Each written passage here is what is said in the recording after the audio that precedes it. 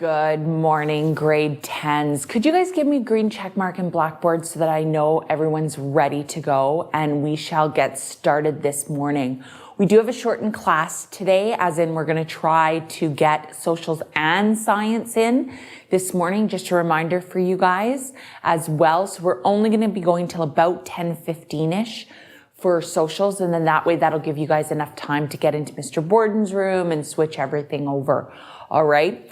So just be forewarned about that as well. So because of that, we may cut out some of my lesson today that's in my PowerPoint and stuff. We may skip over some stuff just to make sure that we can get everything completed that I want for today. All right. Excellent. So looks like we're ready to go, ladies and gentlemen. Today, what I wanted to focus on is the presenting of your guys' project and making that connection with your audience. And when I say audience, basically it's going to be those teachers that are going to be coming around and looking at your projects. Now, please don't freak out. When I say teachers, I mean myself. I mean Miss Wood, I mean Mr. Borden, Mr. Gray might be there, maybe a couple of other teachers, just because of numbers, we'll need a couple more teachers, right? So please, you guys, it is teachers that are going to be lovely, all right? I'm not trying to scare you guys, but I am trying to push your limits just a little bit, okay? So just be aware of that, because I think it is very important that you guys be able to talk about what you have learned and showcase what you've learned through your projects. Okay. Now, Abby, great question. So is this actually a competition? Okay. I have signed us up for the Heritage Fair through the district. So they know that we are doing it. And the lady who's running it through the museum, Mrs. Gardner, she got back to me, and I do have, because of our numbers, there are 2 spots to go to the regional, okay, which means basically all of Kelowna. Now, so you can look at it that way. If you really do want to advance, there is an option to get to the regional Heritage Fair. But again, that's going to be up to the judges and how we decide if we think that your projects are up to par. Okay. So just be aware of that. Yes, there is a chance to go on to the regionals. And then after that, obviously, if you qualify, you may qualify for provincials. Okay. Because there is a provincial Heritage Fair this year as well. And that is up in Prince Rupert, I believe. And you actually go up there for, I believe 5 to 7 days. All right. Like, it's quite a big thing. So just be aware of that. Okay.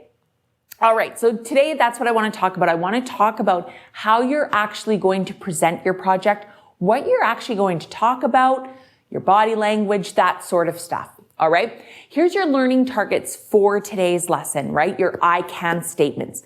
Before the end of this lesson, I want you guys to be able to recognize when verbal communication is actually connecting with your audience. Okay. You can recognize that, yes, I am making that connection.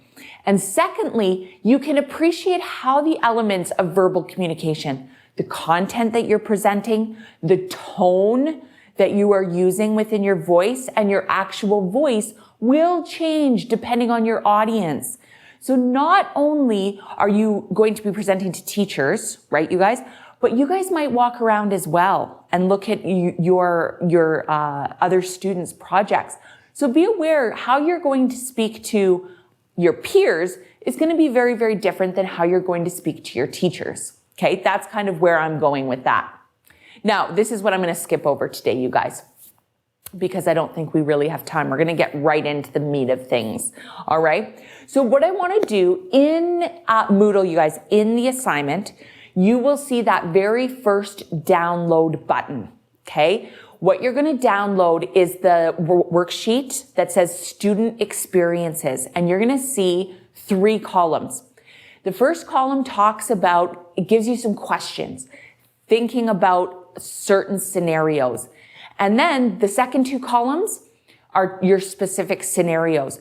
So with a partner, and I'm going to actually match you guys up, discuss 2 times okay? When you were really engaged in communicating with somebody or in a group, right?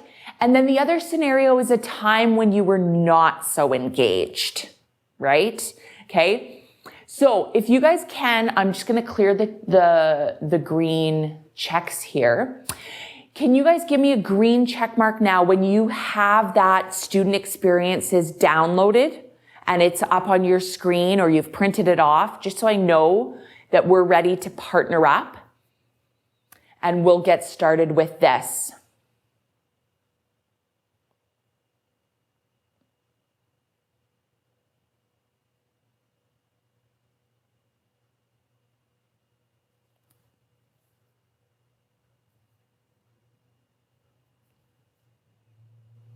So even if it's just on the screen in front of you, you guys, or if you've printed it off, great. Give me that green check mark, please.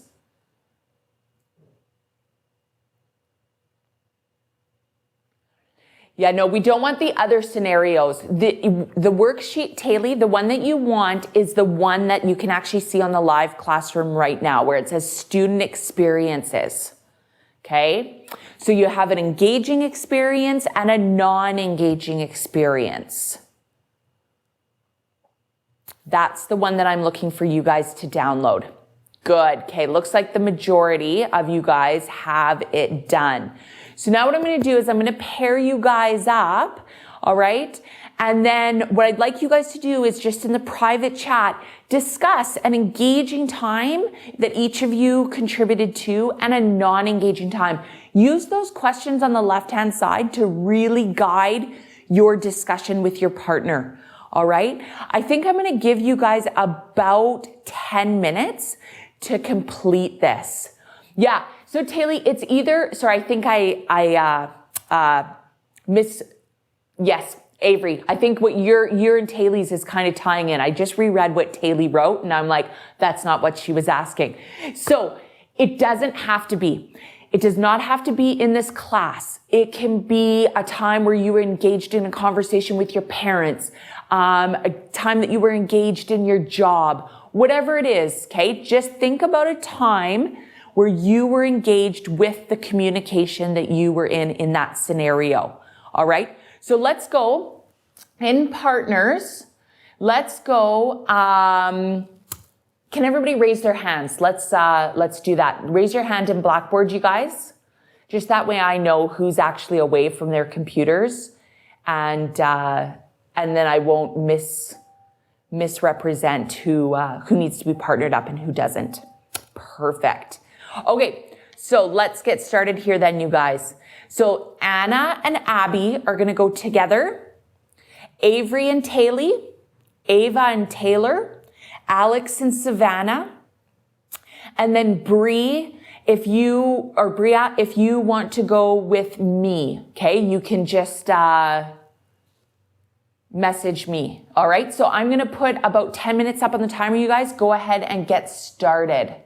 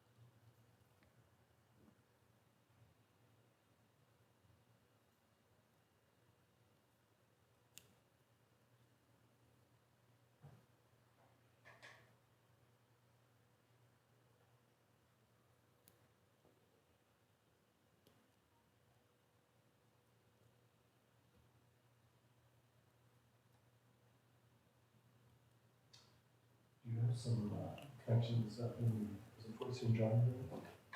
No, Fort Nelson. Fort Nelson. You have connections in there? Lots. In admin? Yeah. Is that right? Yeah. Superintendent in my back pocket. No, I'm just kidding. But yes. I was just thinking we should have them drop in on a class. Yeah. You know, Oh, yeah. and see what their feedback would be like. Yeah.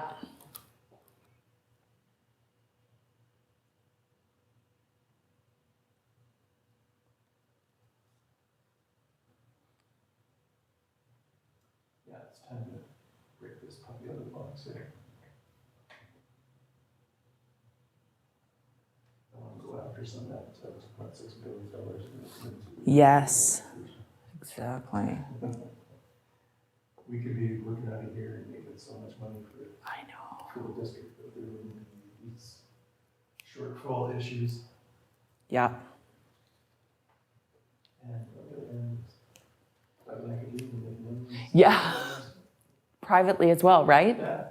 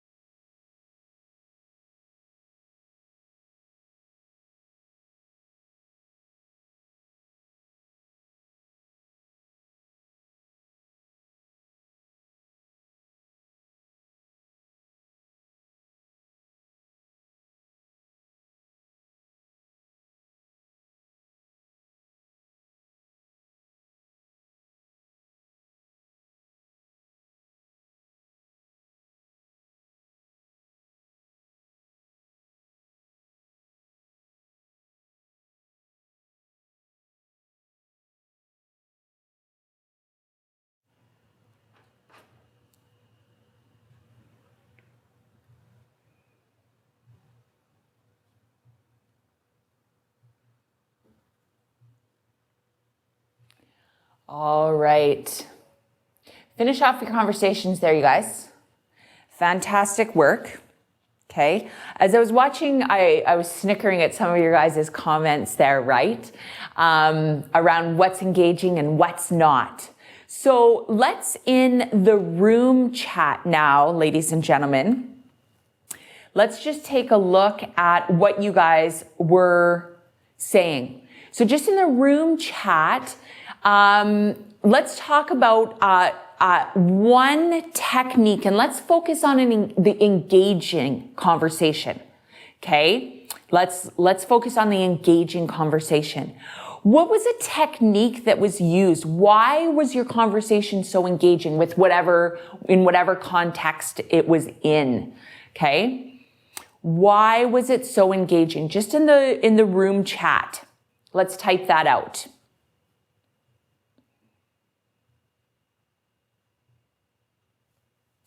Good.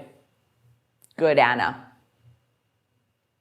So Taylor, instead of saying it wasn't boring, right? Because that's really just saying it was engaging. It's something that you're interested in, right? That's the topic needs to be interesting. You have a passion for it, and that's why it's so engaging, right? Perfect. Yeah, and Anna, you're touching on the whole body language aspect, right? You're making eye contact with that person. Good, Avery. That's really good too. Yeah, you know it's engaging when it's back and forth, right? It's not just a one-sided conversation. So you're each asking questions of each other. You're making connections to other things that you may have, whether it's books or movies, whatever it is, right? Newspaper articles, something that's happened in the world, that sort of thing. Excellent. Yeah, for sure, Abby, because sometimes you can even go overboard, right? For sure. Yeah. Excellent. Good. So you guys, that's kind of where I want you guys to be in your mindset. When you are presenting your project, right? That's what I'm hoping comes out of this, is that it is an engaging experience for both you and your audience. Okay? Absolutely. And Ava, great. Yeah. And it's that you take something away from it, right? Either yourself or the other people that are engaged with you, that they've learned something from it. Really, really important. Good, you guys. Okay. So now, what I want to do is ask you this question. So based on that information, right, that we know that our final result is that we want to have this engaging conversation with our audience, right? We know that, whether it's through our body language, whether it's through the connections we're making with that person, okay? But how do we make those connections when it is almost going to be it could potentially be someone that you don't know, that you're talking to? So what should you know about your audience? What can you try to guess that's going to be about your audience? Let's think of some ideas in the room chat, please.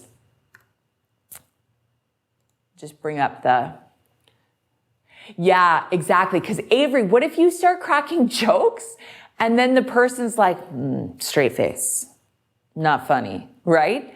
So it's nice to know, to have that, if they have that sense of humor, if you have that ability to joke with that person a bit, can make you a bit more relaxed, right?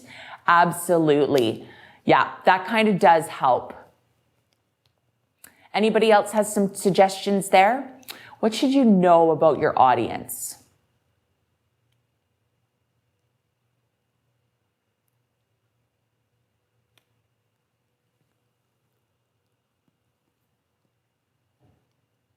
Good, Abby. Yeah, you can obviously make some assumptions, especially for the Heritage Fair, right? You guys are going to be talking to fellow peers, right? Students in the class, and obviously to teachers. Absolutely. So you can use that larger vocab. Yeah. And we're going to have a background information. Absolutely. Yeah, for sure.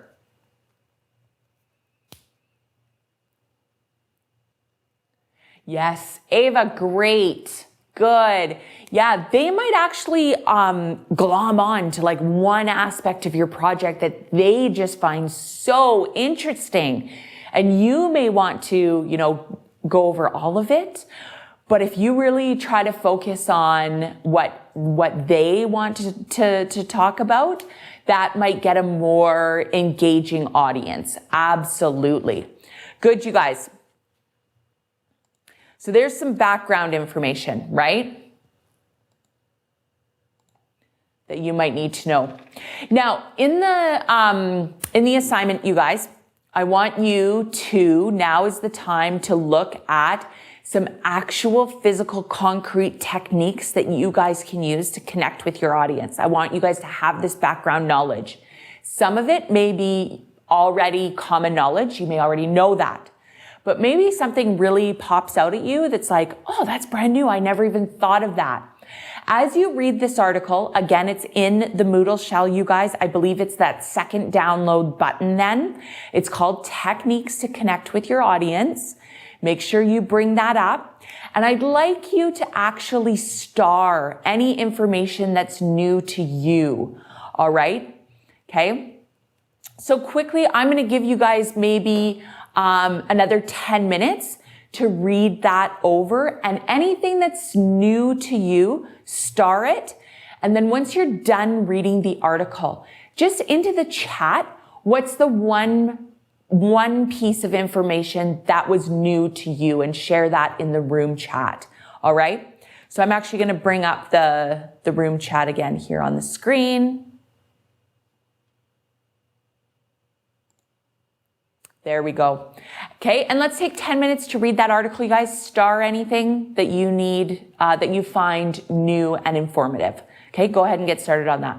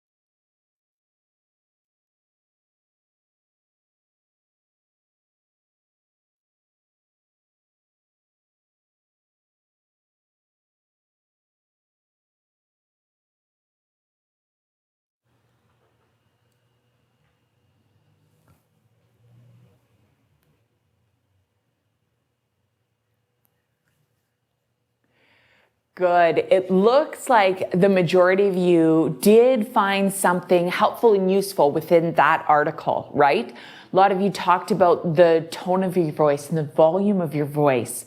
That's huge when you are speaking. I have to, Taylor, when you wrote your comment there, the volume while you're speaking, I always have to watch my volume. I'm a loud speaker, right? So I'm used, because I also coach basketball. So I'm in a big, huge gymnasium, right? And I don't use a whistle. I just use my voice and I scream at my girls and yell at my girls. But then when I get into my tiny little classroom, I got to remember, right, that there are other people around me and I can't use my gym voice to teach, right? That's really, really huge. So you have to think about your scenario and your audience, who you're talking to, okay? And that's really good. I'm glad some of you are also thinking about your body language, right? Oh, thanks for saying that, Abby. I have to tell you guys a funny story. When I used to teach up north, I used to actually teach grade threes. So my little ones, and I taught them in a computer lab. And we actually had to think of a signal for when my maiden name at the time was Miss Blank, for when Miss Blank was getting too loud. So I'd have all these little grade threeers doing this because I was too loud for them. Yes. Yeah, actually, Belle, that's really interesting too. One of the tips that that the Heritage Fair actually comes out with is that, you could potentially prepare a speech, right, for your presentation. I'm not really going there. I think that it needs to be more of a casual conversation that you guys want to, and really showcase your learning. If you want to have maybe a little opening intro that you want to have in front of you just to help guide you, that's totally fine. But I like more organic conversation that just builds from who your audience is and what you want to talk about from your project, right? So really don't focus too much on writing a speech or something if that's where you are. But good, yeah, it is a technique that you could potentially use, right? All right, so let's see, where we're going next here. Okay, and I think this, you guys, how will your speaking change depending on your audience or listener? I think you guys touched on that, right? Again, when you're speaking to the person who may be potentially judging you, right? Your speaking is going to change. Your tone of voice is going to change. Your body language is going to change versus if one of your classmates comes up and is like, hey, what did you do your project on? Might be a little bit more relaxing, right? So that's really where you guys need to think about as well. You do want to be a bit more formal with your judge or teacher, right? Depending on your audience. All right. Now, what I want to do, you guys, is I do want to give you quite a bit of time. So we're actually going to, no, I do want to do this. In the course again, you guys, there are some scenarios that I would like you guys to download, please. So you should, let's see if no, I didn't actually put them down. So there's some sample scenarios, okay? It's in the same context. It's a mother-daughter scenario, okay? And daughter's asking to go to the mall. Now, but there's two scenarios in how she does it, okay? So with the same partner that you've had, okay, previously, I want you to read the two scenarios and talk about and justify as to which approach that the daughter took is better for the audience, which is the mother, okay? What techniques did the daughter use that you guys just read in that article? What techniques did they use, okay, to support your findings? All right, so download the scenarios. with your partner, come up with a justification which one was better, which approach was better, and why. Okay? Then we'll share out to the class our findings. So again, I'm only actually going to give you guys, let's say 10 minutes, okay?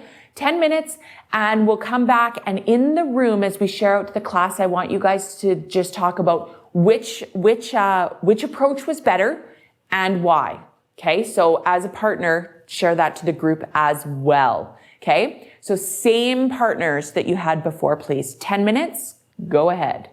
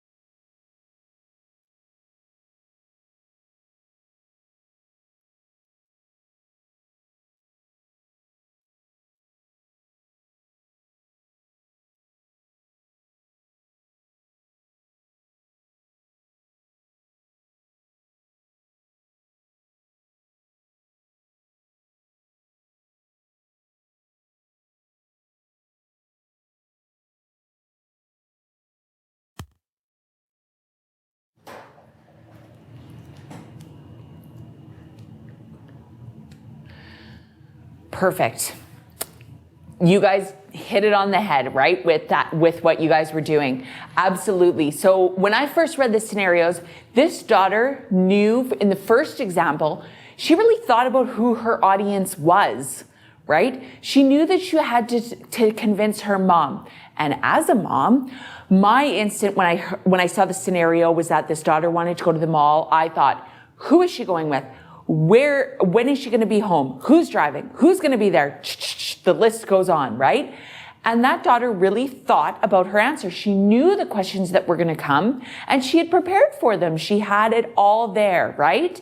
Her tone of voice was polite and respectful. I saw a lot of you talking about how bossy she was in the second one, right? A little disrespectful, okay?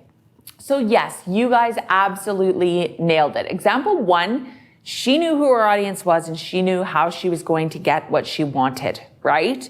That's key. So perfect, you guys. Now, just, Alex, even from the language that she used, right? That's kind of what I was thinking, just the language that she used, right? Like in the second one, when she mentioned something about, cause I'm old enough, you can just imagine that, yeah, you can just imagine her little sassy pants attitude coming out, right? So good, you guys. Now what I want to do is I want to now, hopefully, yes, this is exactly where I want to be, is I want you guys to now think about, and I'm going to give you a couple of clues, think about your communication in relation to your project for the Heritage Fair, okay? So in Moodle, you guys, that very last download button has the Planning My Communication worksheet. I just want you guys to go through this, make some notes. Who's your audience? What kind of tone of voice? What do I need to work on? Okay. Now, use this as a guide, but here are some common questions that are actually asked at heritage fairs. And I want you guys to actually use these. Okay. And maybe when I get back to my office, maybe I don't think I actually put these into the assignment, but maybe I will, because I think you guys to see them is really important because it may prep you in preparing for some of those questions that might be asked, right? So some of the questions that your judge may ask you is, why did you choose this topic? What should others learn about it? What makes it historically significant? That's a big one. Judges love to ask is, what is significant about your project or your topic? Okay. What evidence supports your answer to your question? Did all your sources agree? What did you do if they disagreed? Okay. How certain are your answer to your inquiry question? Are there other reasonable answers that may be out there? How did your research change your thinking about this topic? And what new skills did you learn as you worked on your project? You may not get all of these questions asked, but these are just some to think about, you guys, because more than likely, the significance of your topic is going to come up. Okay, that one I would really prep for sure. All right, so just use this. That's perfect. Yeah, and maybe Abby, that will be automatically just assumed, right? As soon as you guys start talking, then that'll just be assumed. So it just may come out in the organic conversation, right? They may not actually come out. But if it's not coming out, that might be a question that one of the judges asks for sure. Okay. Now, I think that's all I have for you. So take these questions again. I'm going to go back to my office, you guys, and put them in Moodle for you guys really to think about. That might help you with this planning worksheet as well, right? To think about that. Now, before we go though, here's your reflection, okay? On the Heritage Fair, they have a blog, and I actually found this, okay? So this was a blog post that was actually posted by one of the teachers, okay, that went to a Heritage Fair. So they stated, judges absolutely love when students are able to show the historical significance of their topic. In fact, it's a question many judges will ask you if you don't already cover it during your presentation. There you go, Abby. Make sure that before your presentation, you really know exactly how your topic has affected Canadian history, or maybe talk about what it would be like if your event or person had suddenly disappeared from history. Would we be better off or maybe worse off? Make sure you show that you really know the importance of your topic and why it deserves to be the focus of your Heritage Fair project. Okay, so this is what I want. Taking that into consideration, how would you answer that question, the historical significance? Okay, how would you answer? And I'm going to change this. Don't send me a message in Blackboard, you guys, because I'm going to be leaving Blackboard and I'm going to lose those answers. Can you please message me in Moodle? Okay, that way I can go back and reflect on and read what you guys wrote to me. Why is your topic deserves to be the focus of it? What's the historical significance? Okay, so I am done with you guys. You can work on your planning, your communication worksheet, work on your reflection. Remember at about 10:20, 10:15, 10:20 is when you want to be getting into science with Mr. Borden. All right. So I'm going to log off, you guys. I'm going to head back to my office. I will get back into Blackboard for the last 15 minutes if there are any questions. All right. So we'll see you guys later. Bye.